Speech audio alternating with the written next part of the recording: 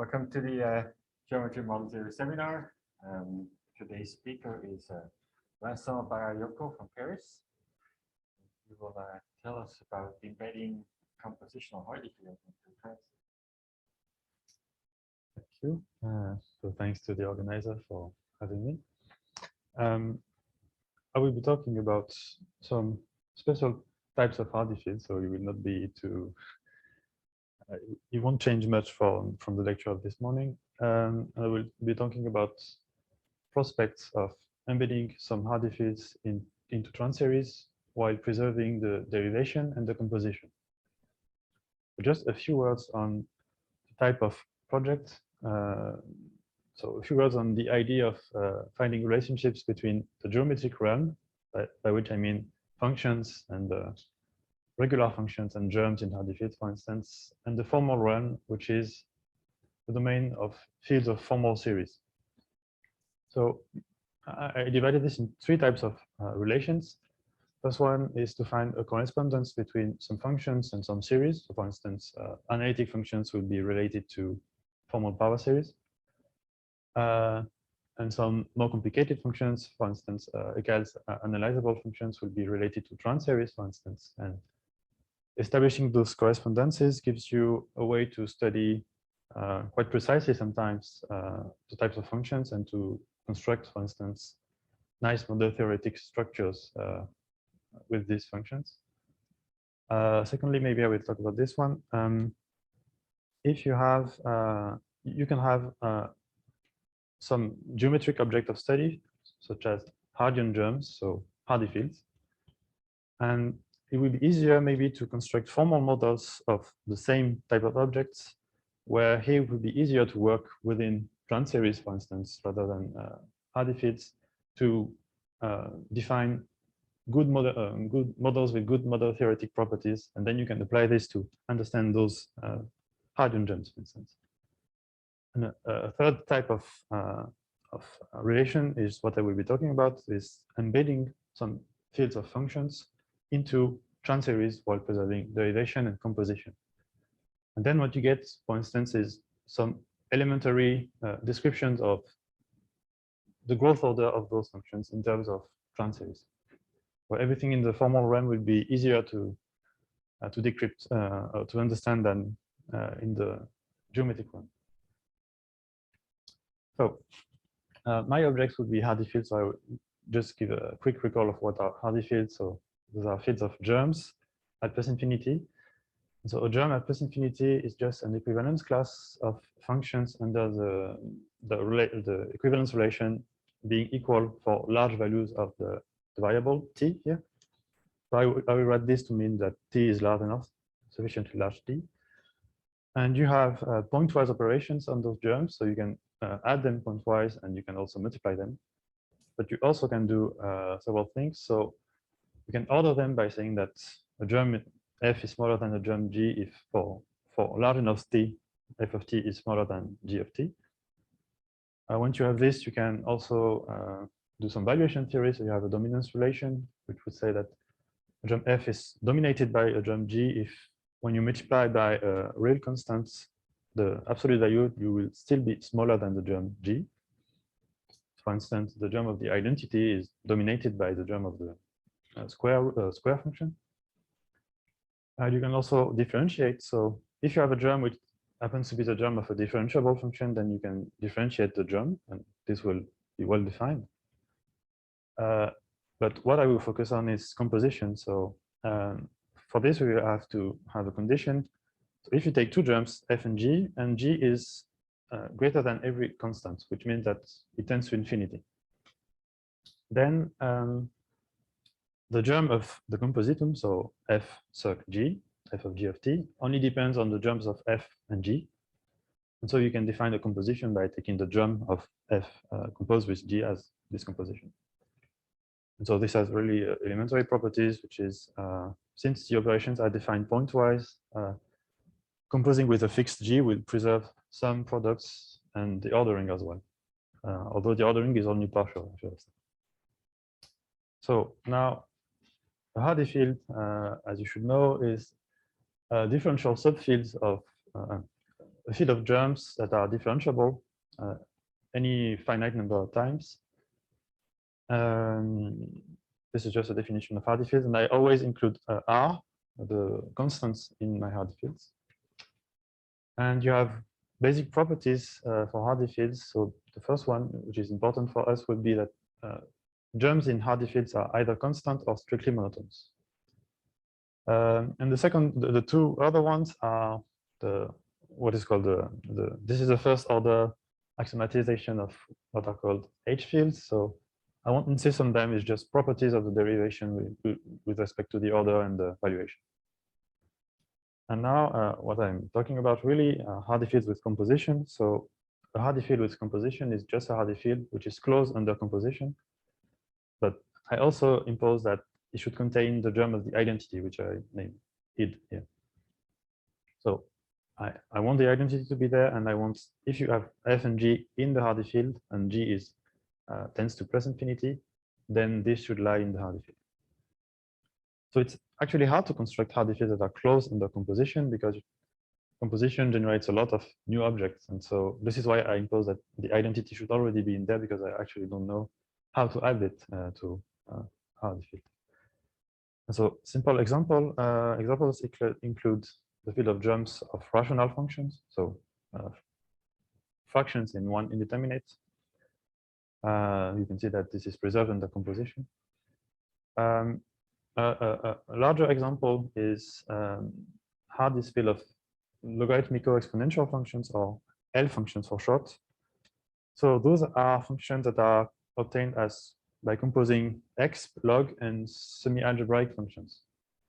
So since they are defined as just compositions, finite compositions of a set of functions, they remain closed under composition.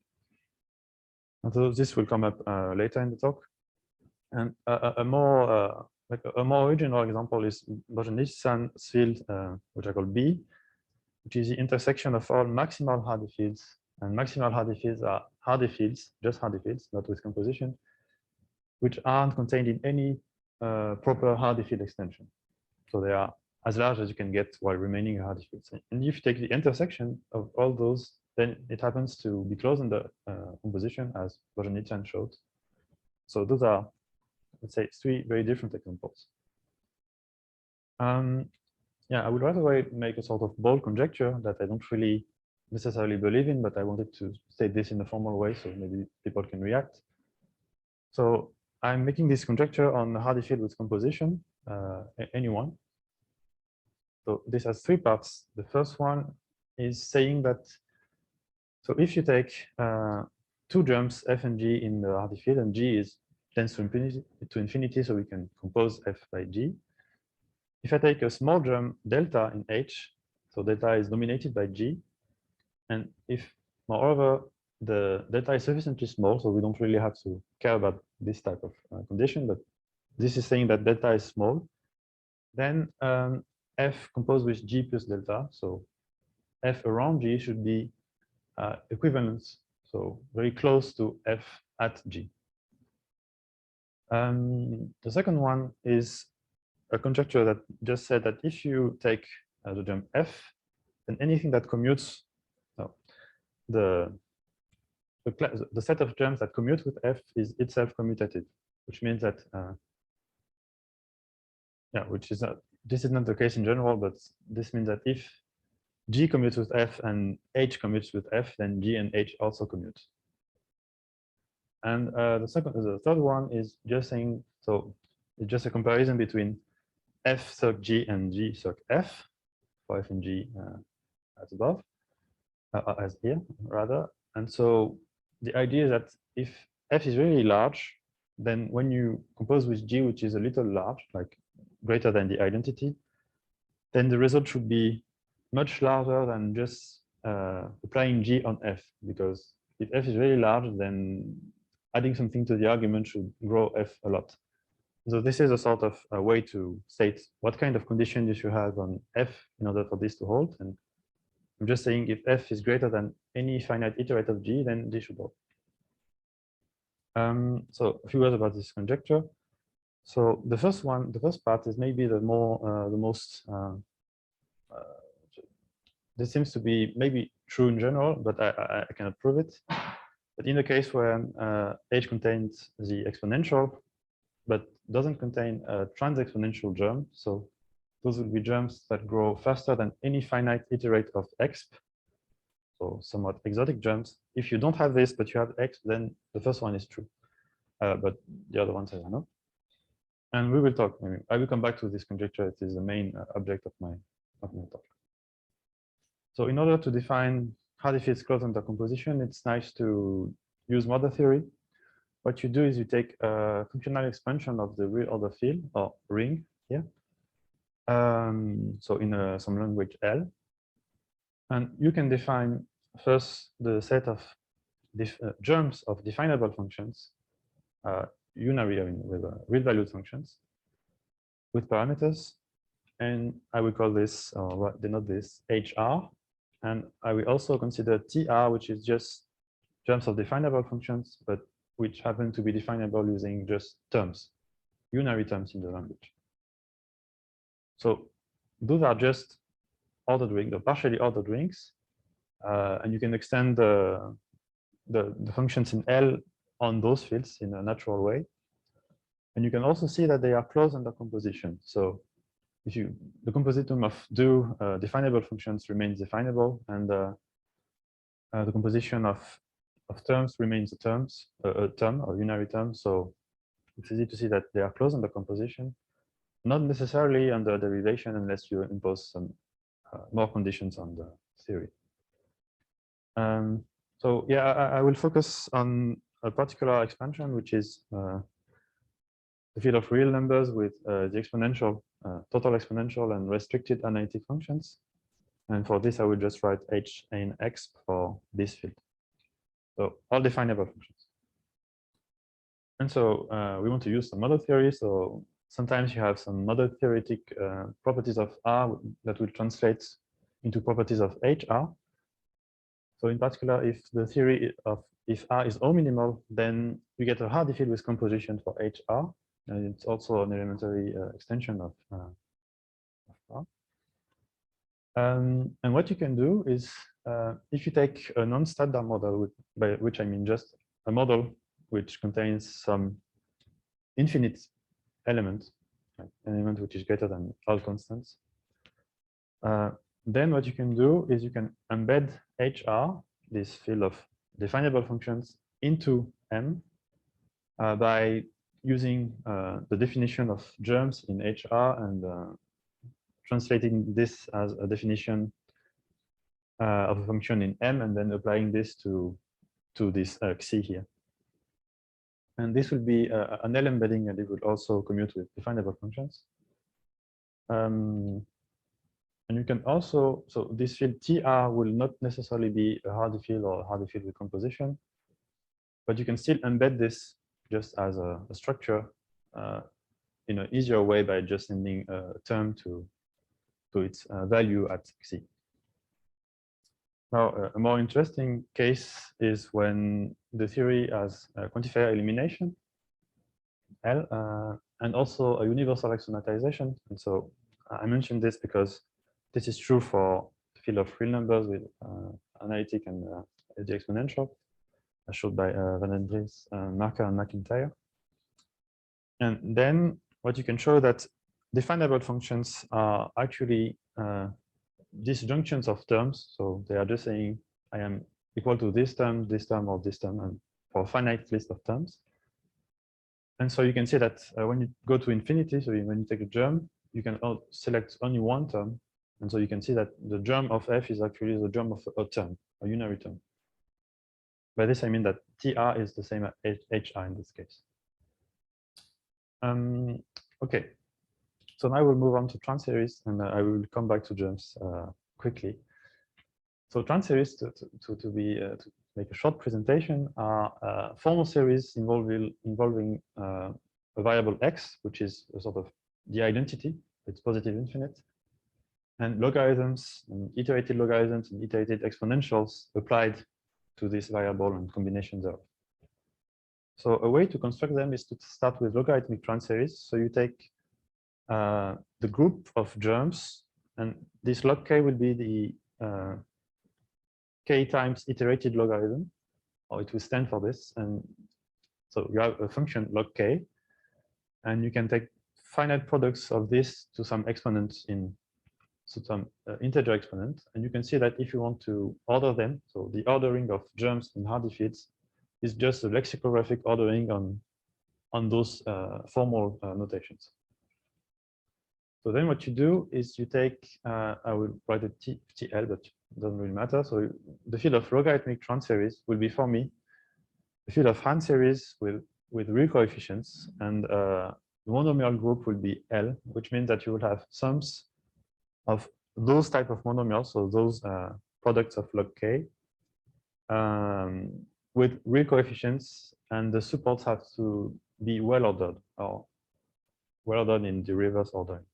I won't insist on this, but for instance, you have this type of formal expression will be a logarithmic transseries, and the second one as well. And you can see that this one could be interpreted as a convergent function. So here we'll have something that is applied to log x, for instance, and then you have a finite number of additional terms. So this could be interpreted as a real valued function. And the second one couldn't really be interpreted as a real valued function, at least not in a clear sense, because you have iterated logarithms. So at some point it's not even defined. But so you can have both those type of objects in fields of formal series, and you can still work on them as if they were functions. Now, the goal, the purpose of Transseries is to have exponentials and logarithms defined on them. So if you want to define a logarithm on this field, what you will do is first you define the logarithm for monomials, so for things like this, and then it is natural to just transform products into sums. So we will define it like this. We'll have a finite series like this. And if you take any strictly positive logarithmic transseries, then you can write it as a monomial times real number, a strictly positive real number, times 1 plus some infinitesimals, something very small. And then you should transform this product into a sum. So we will have the logarithm of L, which is defined just as we showed before, plus the logarithm of R as a real number. And the third term will be more complicated. So this is what I said. And this term here will be the formal Taylor expansion of log at 1 plus epsilon. I will come back to this, but this is definable in, this is defined in field of formal series. So we have this morphism log. And now if you want to also add exponentials, then all you have to do is formally add exponentials to this field and add them until everything is, the exponential is defined everywhere. So I want to insist on this because I will go back to this in a few minutes.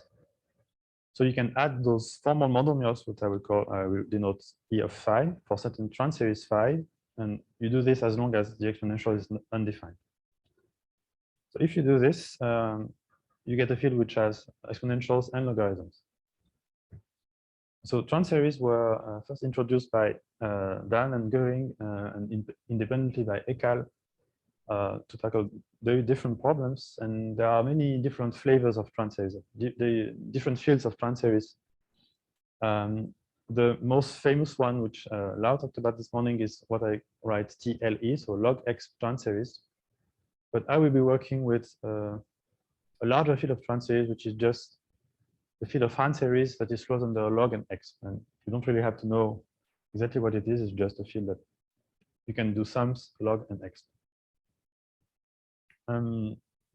So what is interesting with transseries is that you can define a derivation and a composition on them in a natural way. So there is a natural derivation on this field and a natural composition law. And when I say natural, I mean that they are defined in the only way possible if you look at what a transseries is. But also they have this field under those operations has a similar properties as the Hardy fields with composition. They share some of their properties. For instance, Transseries will act as monotonous functions through the composition.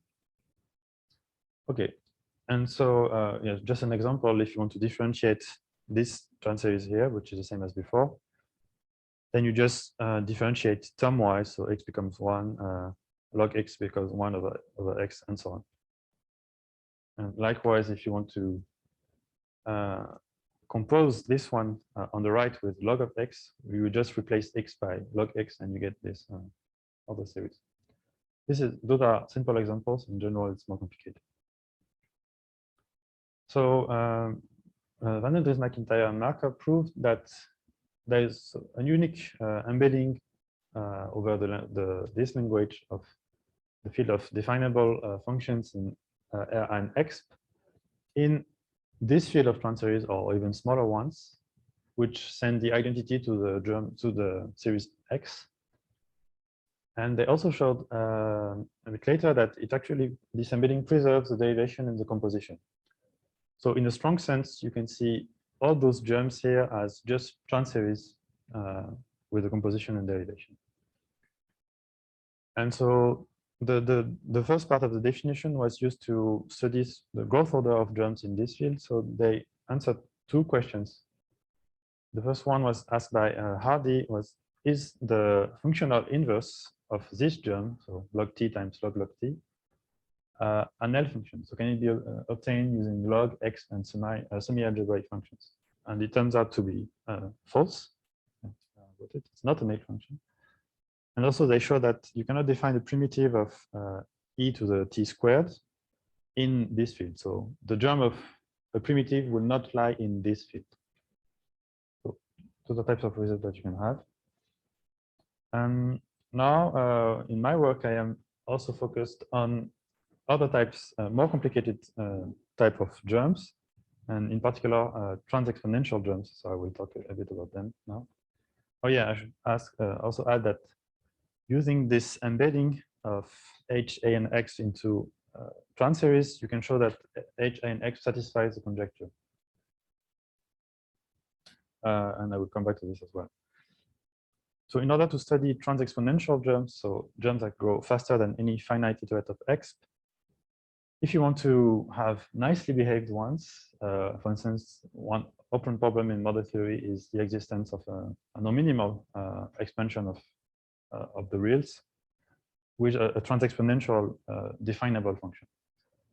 So if you want to do this, then you have to have some control on how your germ behaves with other definable functions. And so the simplest way to do this is to impose that this germ E, which will be trans-exponential, if you add 1 to its argument, then it gets exponentially bigger than it was. So you can see that this is a really, really fast growing function. And so this equation is called Abel's equation for the exponential. And you can see that this equation conjugates the translation by 1 and the exponential. So composing on the left with the translation by 1 is the same thing as composing on the right with the exponential. So this equation has a solution, and even it has nicely behaved one. So Kneser showed that there is an analytic solution to this equation. And for instance, we can fix that x of x omega will be its name, and we'll take 1 as a value at 0. And if you have this one, then you can show that the germ is has a functional inverse, and this functional inverse, which is written log of omega, will satisfy the dual equation to this one. So when you take the inverse, you get this equation. And so this one will be a very slowly growing germ that still tends to infinity. And so talk about this more. And once you have those, you also have some nice things that are, for instance, real iterates of the exponential or the logarithm. So those are just, so if you take the x omega and you compose it with log omega plus some real number r, so if r is 1, you can see using this that this will just be the exponential. But if r is 1/2, then it will be smaller than the exponential. And you can also show that, I mean, it's easy to see that those functions commute. So you have a morphism that goes from additive group of reals, ordered additive group of reals to the class of a set of germs, and for which you have things that commute with the exponential. For instance, x of 1/2 here would be a functional square root or functional half of the exponential. And so all of those things are nice. And I wanted to mention a result that I will also use, which is a result by Adèle Padgett. So in her thesis that she will be defending in a few months, she constructs a Hardy field, I would call it a T omega, with composition, and which contains both x omega and log omega. And so also the exponential, the logarithm, and she also adds, her fields are larger than this, but I will only use this one.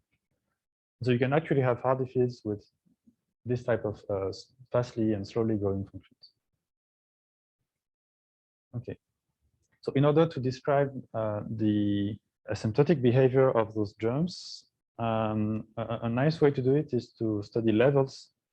And I will do this in a more general way using what I call X-block classes. So levels were introduced by Rosenlicht in talking about Hardy fields, but I will introduce them for exponential ordered fields. So you can think of them of, you can say that F is a model of Rexp, and it will work fine. So if you have a field with an exponential, then you can study the equivalence class, which I call EL of A, under this relation, which is, so A and B are equivalent if you iterate the log sufficiently many times, then you get close to the same iteration on B. So for instance, X is not really close to X squared as a germ, but if you take log of X then and log of X squared, then you get 2 log of X, then those are closer. If you do this once more, you will have log of X and log of X plus log of 2. So it's even closer. And if you do this more, it will be closer and closer. So log tends to bring things together. And the class will describe those germs that can be brought together with A in this way. So if you have, in particular, a Hardy field with composition and contains X and log, then you can show that those functions here, so X n, so iterated, composed with log n plus some plus or minus 1. So those are just functions within H now, because it's closed under composition. And you can see that the class of F, so the X-block class of F, is just the convex hull of a class of composition G of circ F, where G lies in this set of functions. So you can see that if you take n to be 1 here, you will get just a homotheity. If you take n to be 2, you will get a power. And if you take n to be 3, you will get something that is not polynomially bounded, but it's still small compared to the exponential, for instance. And so Marker and Miller showed that you can parameterize, or you can describe all EL classes in this field, so H, A, and X, and also in Transseries, using integers. So every Transseries or every germs in this field will lie in the X class of some iterated X or log for unique n. So this n, which is an integer, will be called the level of F. And I also write lambda n for the class, the X class of F. And so, yeah, you have this relation. If you apply log to the class of level n, then you get the class of level n minus 1. But you can have more levels than this. So if you come back to Padgett's field T omega, then if you take the EL class of X omega, then it will be much greater than all EL classes in Transseries, for instance. So I will write it lambda omega because omega is infinite. The infinite ordinal. This one would be much smaller than all the finite levels, so it would be I wrote it lambda minus omega. And if you take the real iterates of X, the fact that they commute with X means that they lie in their own level. So for each real number, you will have a level which will be or an exponential logarithmic class that will be ordered according to the ordering of real numbers. And we can do more, so you can also add levels that you can call omega minus 1, omega plus 1 by using exponential and the logarithm. And this is just suggestive notation because in real numbers, you can make definite sense of this. But you can even do more. So if you take, so now what I want to do is I take two germs in other budget field, phi and psi. And I want to see when the x verb class of x omega composed with those germs is smaller than the other one. So since x omega grows really, really fast, if germs are separated by 1, for instance, the x omega of those germs will be separated by an exponential. So it will be much completely different. And I would like to know how close must germs be so that the level remains the same. So I'm studying this equation or an equation, and this translates using the set of functions E of the last time, that I will mention more here, into this. And if you compose with log omega, you get this, where now I want to look just at the red set here. So this is how phi and psi must be separated in order for this to hold. And I will spare the details, but the idea is that if you take G in this group E, in this set E, then this element here that lies in this set is approximately the identity plus some really small infinitesimal here. So this is really large. And so even if you take iterated logs, it still remains infinitesimal. So what this says is that if phi plus a small infinitesimal, here I apply this to phi, is smaller than psi, then the x subclass will be different. So for instance, you have an x subclass, which I write lambda of 1 over omega, which is the class of this one, which is greater than the class of 0, but smaller than every positive real number, or the class of any positive real number. So all this should be describable in field of formal series if you want to embed such fields in fields of formal series. So now you can sort of describe all possible levels in models of Rx by using a Conway's field of real numbers. So I would just define this as a monster model of the theory of real exponentiation. It's a very bad way to define it, but it just works. So it's a very large model, and in this model you can describe every x log class using a parameterization. So every number, every real number will lie in the x subclass of some lambda z for a unique z in NO. So in a way, you can say that the levels, the most levels you can have is NO many levels. And this field is interesting for me because the same authors would prove these results, use this to define a derivation on real numbers, and it was later shown that the derivation has very good model theoretic properties because you have the same model theory as Transseries. And yeah, I should also add that real numbers can be seen in a natural way as a field of formal series. So you have a field of formal series, you have a derivation, you have all the levels that you want. So you kind of want to embed Hardy fields in real numbers with the derivation. Yeah, this is a monster model.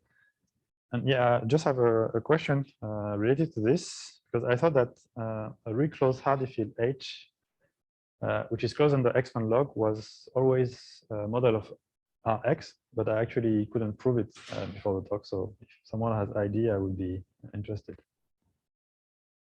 Okay. So yeah, so now I will describe the goal of this talk, or the rest of my talk.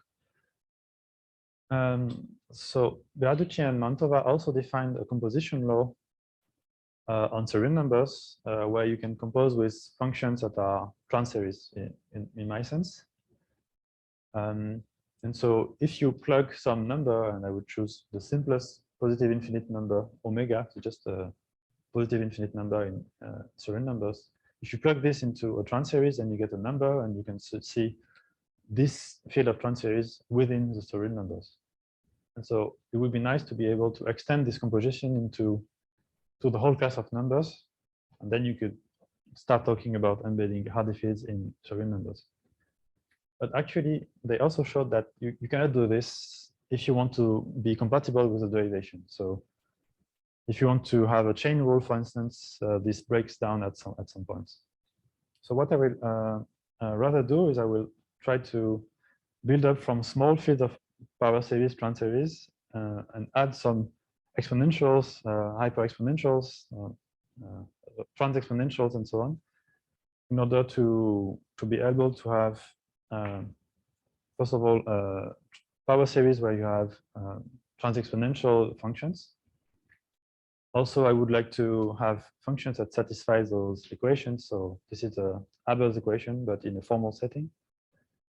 And I would also have to have good properties for those fields. And I would also like to have a formal version of the conjecture about compositional Hardy fields for those field of power series.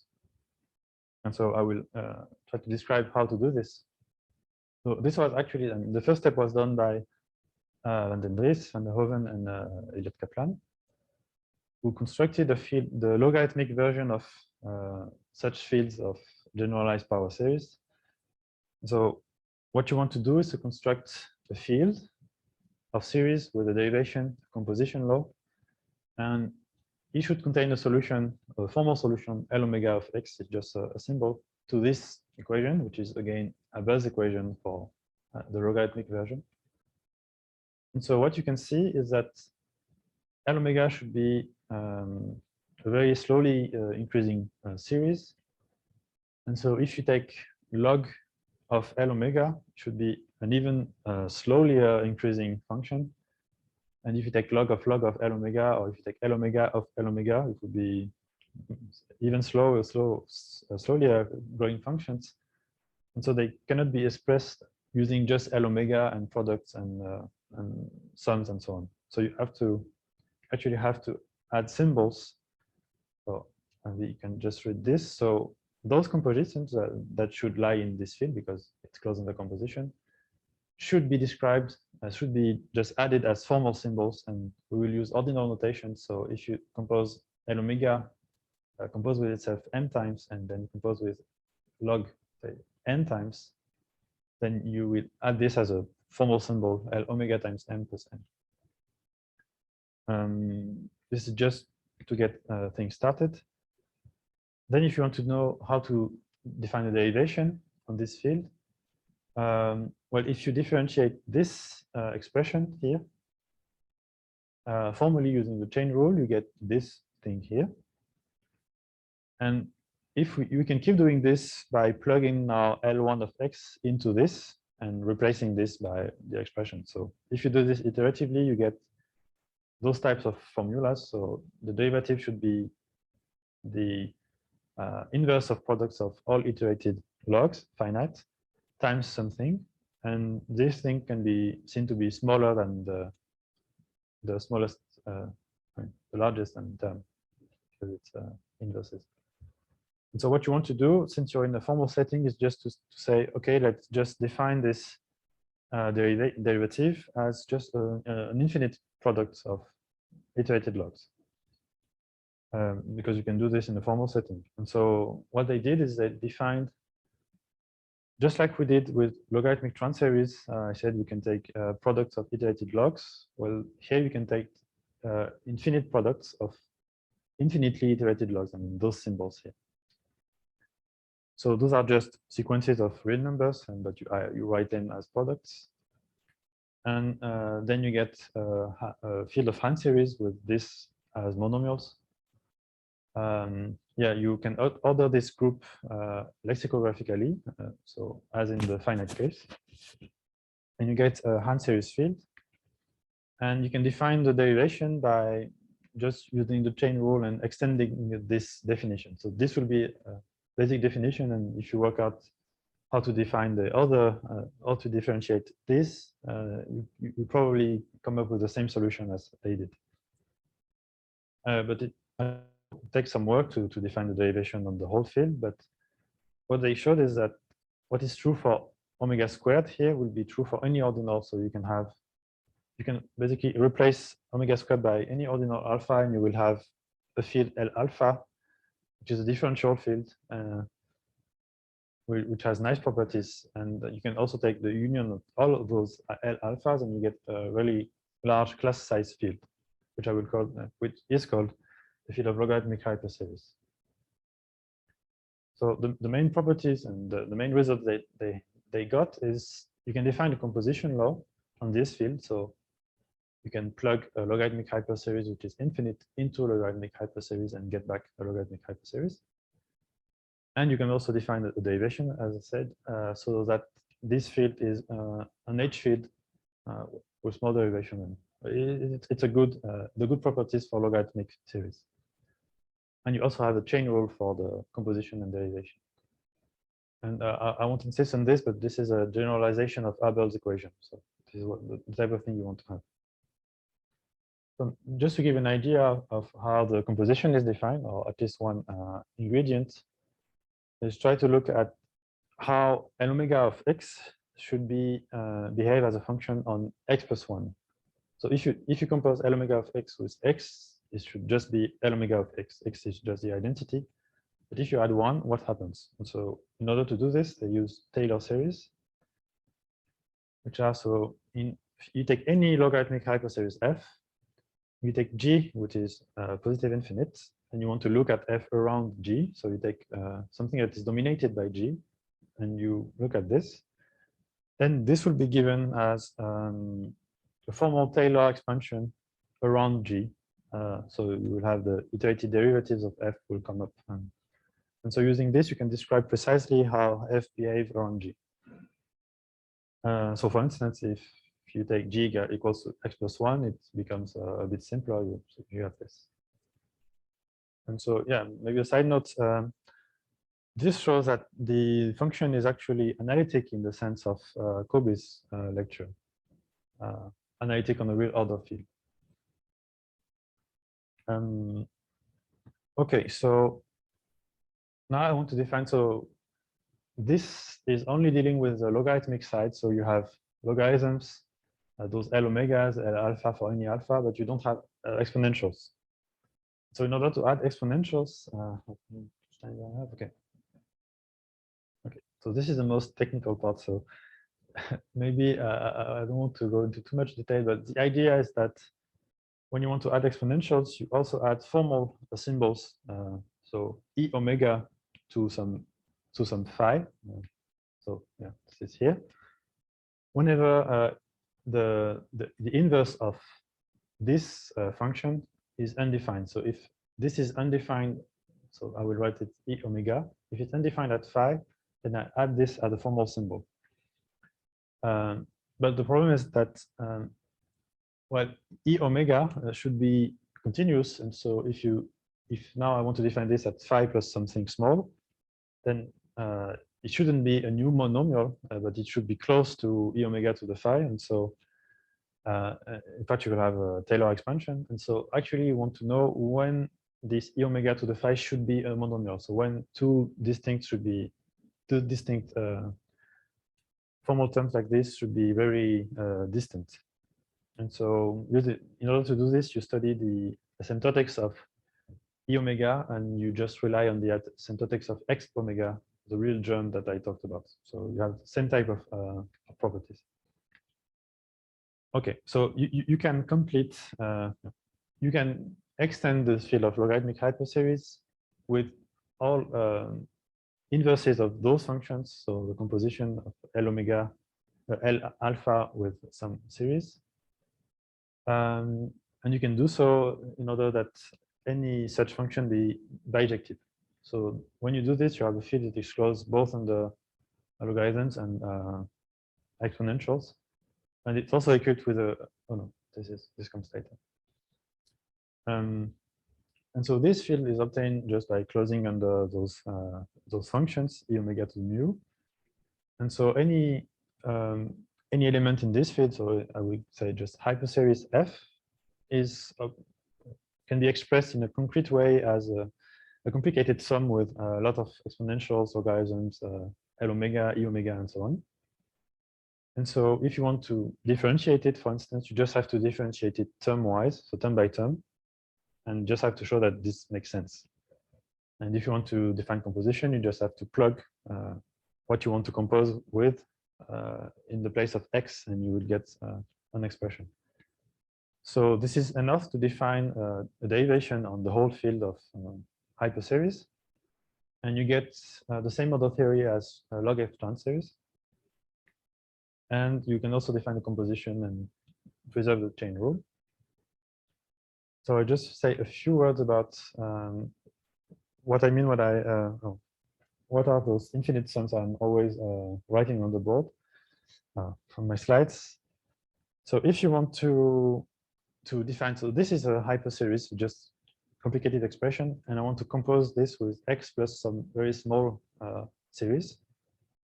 Then I should just replace x here with this one. And so I will just have this, and then I will take the function e omega and expand this and get a result. The problem is that this thing here is also already given by a Taylor expansion, so it will be a long-winded series. And if you then compose with this, then you will have an even more complicated series, and then you take a series of those series, so it's very complicated.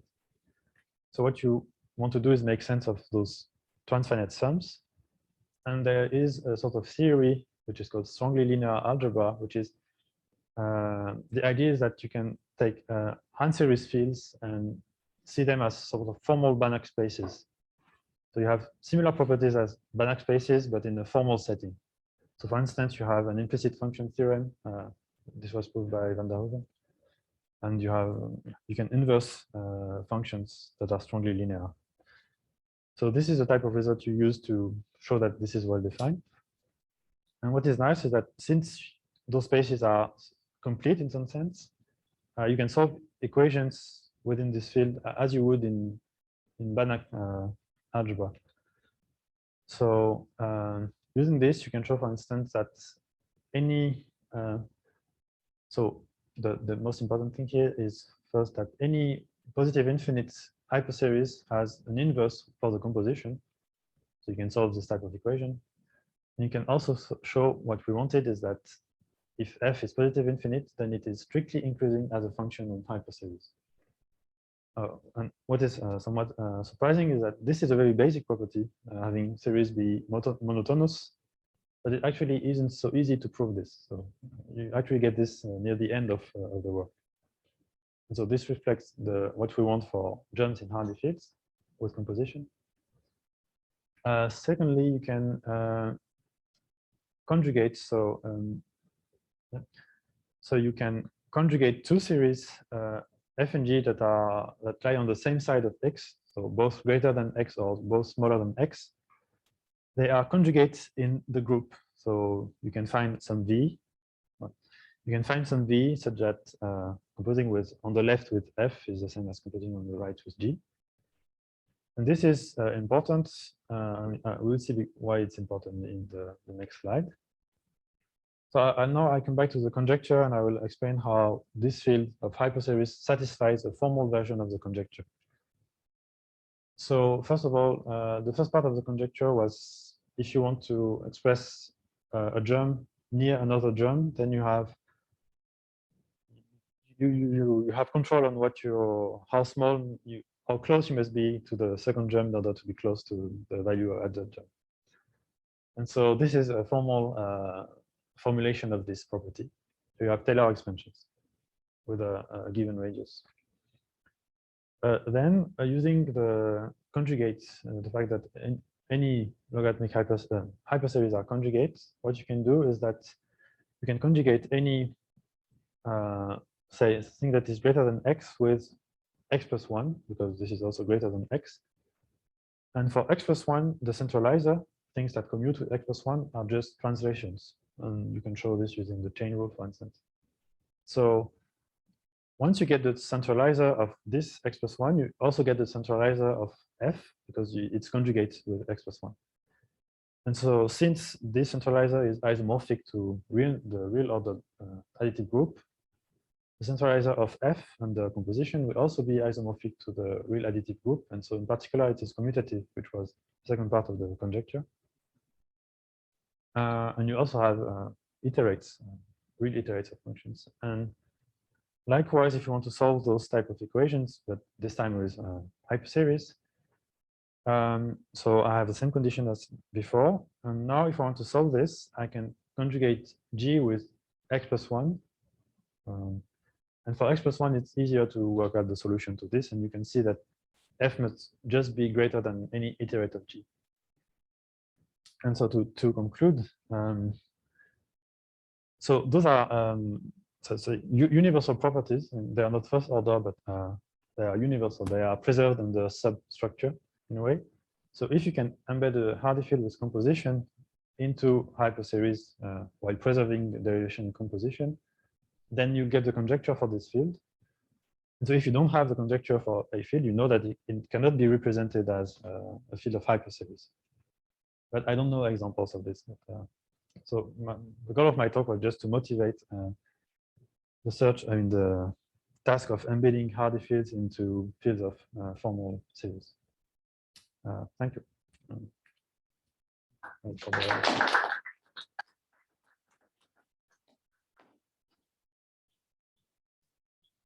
So yeah, if anyone has questions. Thank you very much. Are there any questions?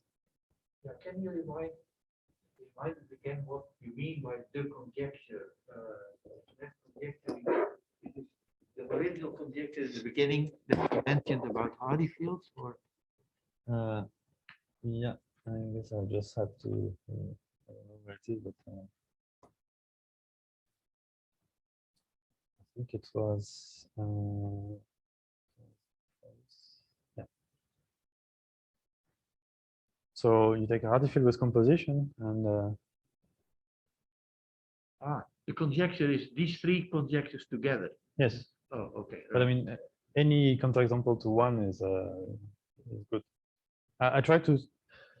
The idea is I want to say that if you can embed a field in a Hardy field in a field of power series, then you have this for free. So I chose things that shouldn't be necessary to understand if you want to embed the field into a field of power series. At least maybe the first one you need to know a bit about how this behaves, but those two don't seem to be necessary if you want to do this. Oh, suppose that your Hardy field is the Hardy field of an O-minimal expansion of the real field. Yeah. Do you then know that these conjectures are true? No. Oh. No, I basically don't know them for any field except H, A, and X, or smaller fields than this. But I think Adel Paget's field, TP, also embeds into field of hyperseries. So this should be true for her field, which is a bit greater, larger than this. I mean, I would be surprised actually if it works even for everything definable in a minimal structure, but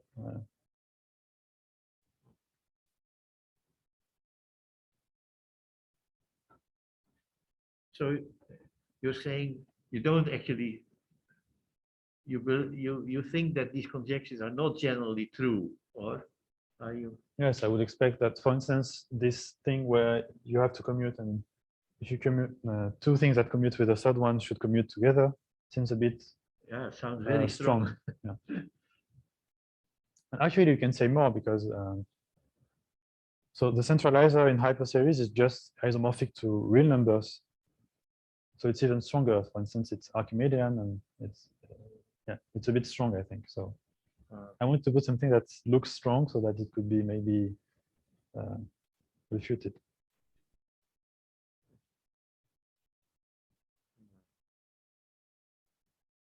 So how about the Bose-Nitzan field, which is also closed in the composition? Do you know whether these conjectures are true there?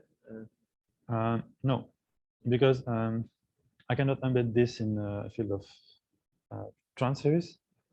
I mean, you always showed that you can embed this by preserving the derivation in the field of Transseries, so in grid-based Transseries.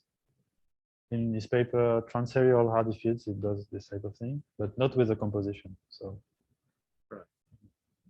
I would expect that this would be true at this, for this one, actually.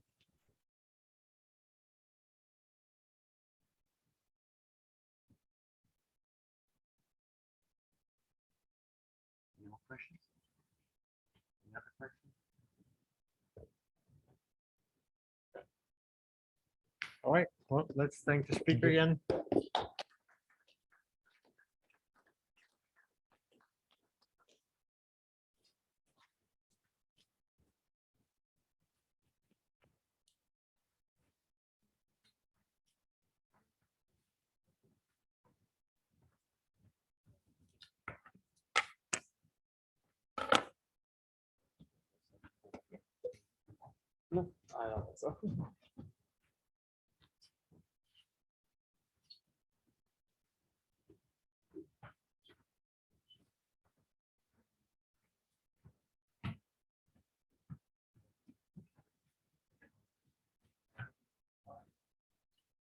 Do you have any idea what this question I asked?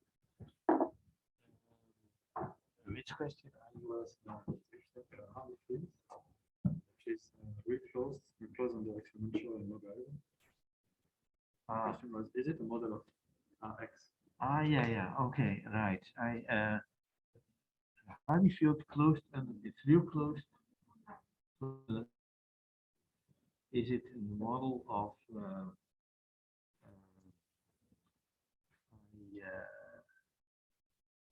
think for a moment. I don't think so, but but no, I don't think. But I have to think a little bit more. I have the feeling that one can construct a counterexample to that.